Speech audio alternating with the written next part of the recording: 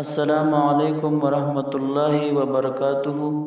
مونږ بنن د محبت لپاره وظیفه ذکر کوو، د هغه محبت لپاره چې کوم جایز وي.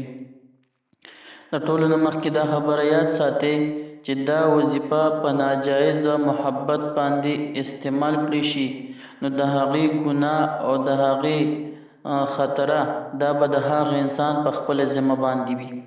وظیفه مختصر ده او ډیره مجرب وظیفه ده. اول به 3 پیره یا 5 پیره یا 7 پیره یا 11 پیره درود شریف وي.